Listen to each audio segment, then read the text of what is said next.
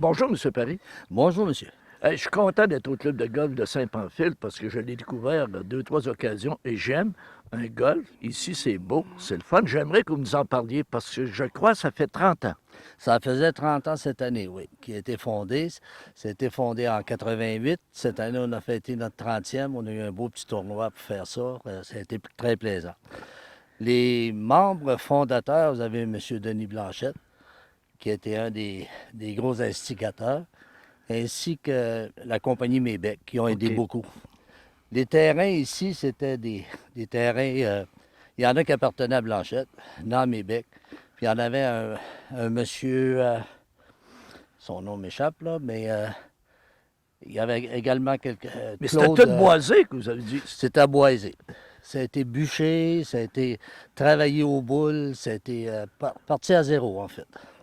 Mais ça a donné quand même un bon résultat. Très bon résultat. Moi, je suis fier de mon club, puis je dis que c'est le plus beau design qu'il y a dans le bas du Saint-Laurent.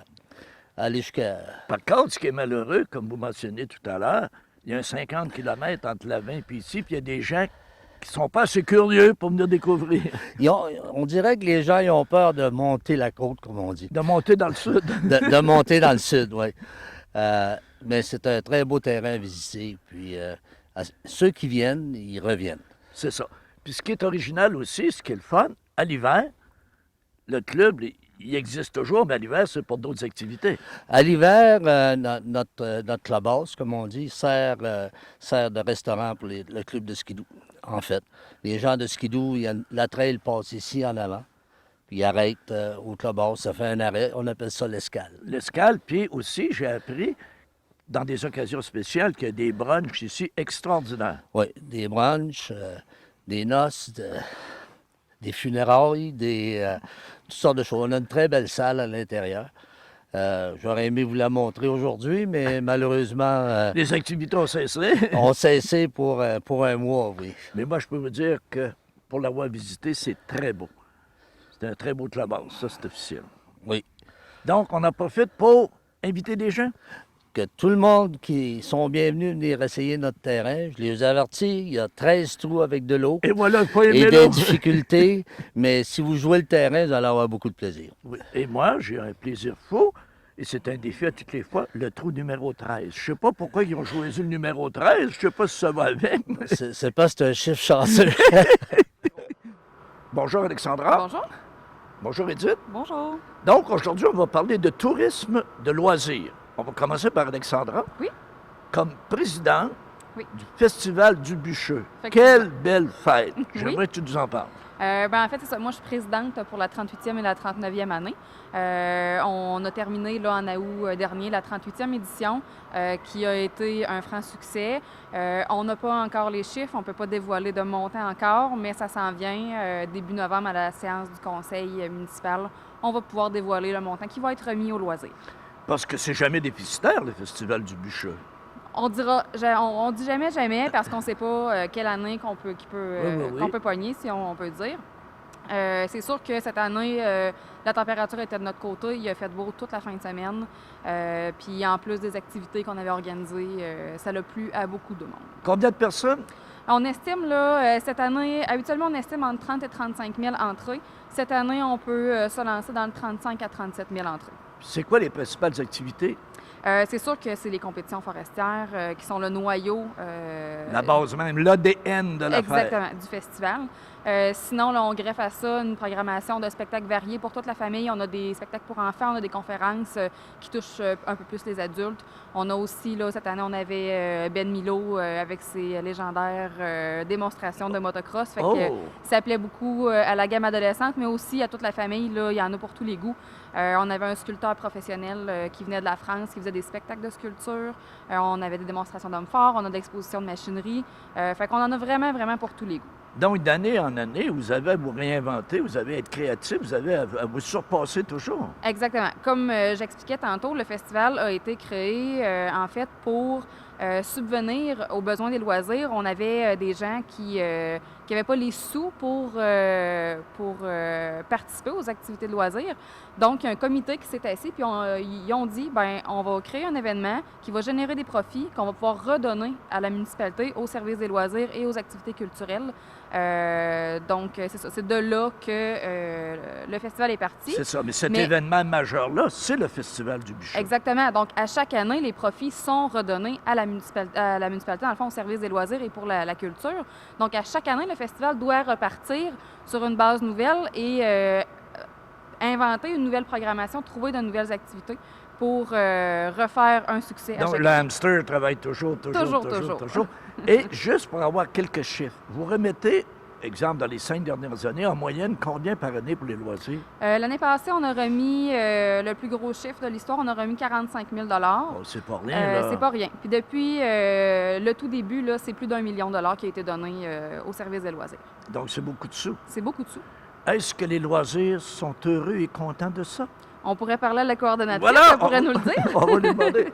Edith, est-ce que vous aimez ça, le Festival du Bûcher? Bien sûr, c'est sûr. Pour le festival ou pour les retombées? Bien, les deux. Le festival est Voilà. un bel événement qu'on aime vivre. Puis aussi bien pour les retombées parce que ça permet à plein de citoyens de profiter de taux réduits sur leurs inscriptions au loisir. Puis ça permet aussi à d'autres, à des organismes de bénéficier d'une subvention de la municipalité. Voilà. Puis quand on parle de loisirs, ici à Saint-Pamphile, est-ce que tu peux nous en mentionner quelques-uns, dans les plus populaires? Bien sûr, bien ici, on est à l'Arena. Donc, Qui est très belle aréna d'ailleurs. oui. Je suis agréablement surpris. c'est ça. Donc, à l'Arena, ouverte de septembre à avril, on a différents tournois. On a le patinage artistique, le hockey mineur, du hockey parascolaire, du hockey local, des différentes ligues de hockey senior. Bien sûr, patinage libre, hockey libre, on n'y échappe pas. Sinon, aussi, on reçoit des tournois, de 3 à 4 tournois par année. Puis aussi le fameux spectacle du patinage artistique à la fin de la saison. Bon, Puis, ça doit être populaire, ça. oui, bien, on remplit quand même pas mal les estrades. Oui. C'est bien. Oui. Et parmi d'autres loisirs, Bien, ici, ben, à l'été, on a beaucoup d'activités diversifiées quand même. On a le terrain de jeu, on a la piscine. La piscine a un toit rétractable. ben oui, j'ai appris ça. Oui, c'est une belle particularité qu'on a ici. Ça a été installé en 2010, donc c'est vraiment un toit rétractable. Puis, donc, ça permet d'allonger la saison de la piscine. Donc, au lieu d'ouvrir fin juin, comme la plupart des piscines extérieures, bien, on peut ouvrir fin mai. Donc, on est capable d'offrir une session de natation de plus, et d'être ouvert plus longtemps. Puis j'ai appris, sans jeu de mots entre les branches, que vous avez d'excellents sentiers aussi. Oui, on a des sentiers pédestres. Les sentiers des Vieilles Souches qui ont été aménagés, là, je dirais, il y a 2 ans. Présentement, là, c'est ça, on continue de les développer tranquillement, pas vite. Bientôt, ça s'en vient des sentiers d'interprétation qui vont dans les sentiers. Oui. Mais aussi, l'hiver, on a sentiers de pédestres, sentiers de raquettes et sentiers de ski de fond. Puis, nouveauté de l'année passée, il y a possibilité de location d'équipements de ski de fond et de raquettes. On est en partenariat avec le Gym Action. Donc, c'est eux qui s'occupent du prêt de location de raquettes et de ski de fond. Puis pour les gens qui aiment le gaz, qui aiment l'essence, il y a motoneige. Oui, motoneige et VTT. VTT. Donc, le club de motoneige L'Escale, qui a plein de beaux sentiers, puis sont assez réputés, là. On a des beaux sentiers dans le coin chez nous. Puis aussi les VTT aussi, qui a sont 4 saisons la plupart. Là. Il y en a, je dirais, environ 200 km de sentiers, 4 saisons, puis une centaine de kilomètres là, pour l'hiver. Je reviens à l'interprétation. Est-ce que tu peux nous glisser un petit peu plus d'informations sur les sentiers ou les randonnées en interprétation? Oui, mais en fait, nos sentiers pédestres ont environ un total de 2 km. Donc, c'est quand même un trajet qui est plutôt familial. Oui. Donc, on a un peu axé là-dessus pour que ça soit éducatif et ludique en même temps. Donc, ça va être des sentiers, des panneaux d'interprétation, souvent avec des questions, des saviez-vous que, ou des choses comme ça pour que ça puisse être familial puis ça puisse être instructif pour les familles. Donc, Saint-Pamphile, c'est une des meilleures places pour y vivre. Ah ben oui, c'est certain. Non, c'est vrai, parce que quand on regarde dans les différentes capsules qu'on a vues, on a vu que les activités, on a vu le passé de Saint-Pamphile, on a vu le volet commercial et industriel.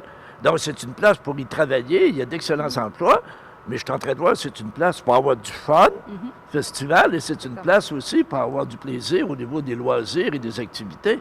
Exactement. Donc, on fait quoi? Est-ce qu'on invite les gens à venir nous découvrir? Bien sûr.